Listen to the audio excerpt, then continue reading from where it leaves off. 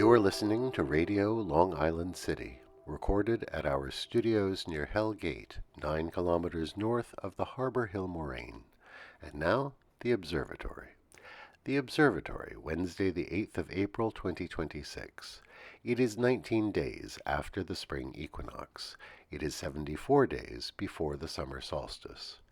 Today, the festival of Passover continues.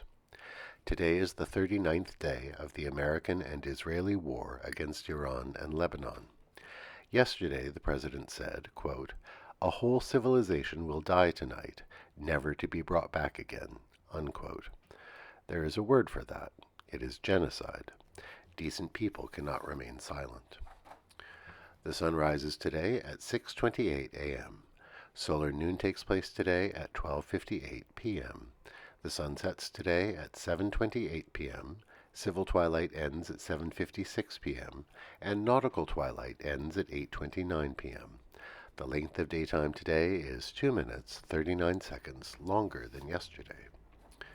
The moon is in its waning gibbous phase and is 64% full at midday. The moon rises today at 1:26 a.m., and then it sets at 10:02 a.m. The third quarter will arrive on Friday, the 10th of April. These are the predicted tides today for Horns Hook. In the wee hours, high tide, 2:57 a.m., 1 meter 37. In the morning, low tide, 9:18 a.m., 9 centimeters. In the afternoon, high tide, 3:30 p.m., 1 meter 19. At night, low tide, 9:33 p.m., 27 centimeters. In our shared realm of plants and animals, dawn redwoods have begun putting out their needle-like leaves. These metasequoias were discovered in China as recently as the 1940s, having long been thought to have gone extinct. They grow quickly and can become very tall. Though they resemble evergreens, they are deciduous, dropping their leaves each fall. Pin oaks are just coming into flower.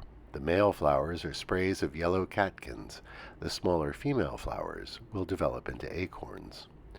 The river birches in Socrates Sculpture Park are covered in small drooping catkins, and the sweet gums are heavy with thick buds, ready to open and develop into flowers.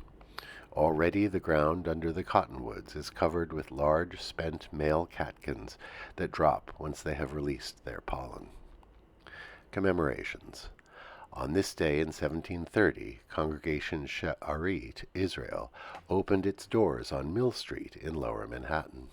It was the first synagogue in continental North America and was founded by Sephardic Jews coming from the Caribbean. The congregation still exists in its current home on the Upper West Side. On this day in 1808, the Roman Catholic Diocese of New York was established. On this day in 1893, the New York-based literary and cultural magazine, The Critic, reported that ice cream soda was America's national drink.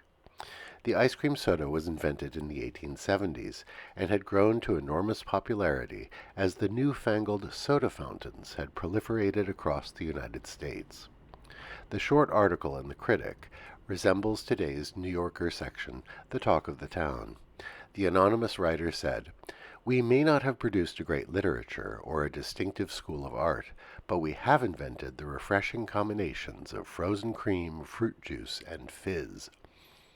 More than 100 years later, the ice cream soda is a nostalgic treat, and perhaps we haven't done so badly in art and literature since then. On this day in 1904, Longacre Square in Manhattan was renamed Times Square in honor of the New York Times. Today we remember Betty Ford, First Lady of the United States from 1974 until 1977. She stands out for her outspoken advocacy of important causes. When she was diagnosed with breast cancer and underwent a mastectomy, she chose to be open about her medical condition. This was at a time when breast cancer was handled with a great deal of shame and secrecy. After she and Gerald Ford left the White House, it became clear that she suffered from addictions to prescription drugs and alcohol. Not only did she achieve sobriety, but she went on to found the Betty Ford Clinic to treat addictions. Once again, taking a challenge out of the shadows and providing the addicted a path forward. During the AIDS crisis, she was active in promoting research and outreach to the infected, noteworthy at a time when the federal government was slow to respond to the epidemic. She was also a lifetime supporter of women's rights. Remember Betty Ford today. Today is celebrated as the birthday of the Buddha in Japan. Alternate side of the street parking is suspended today in New York City for the last days of Passover. And that is the Observatory, Wednesday the 8th of April, 2026.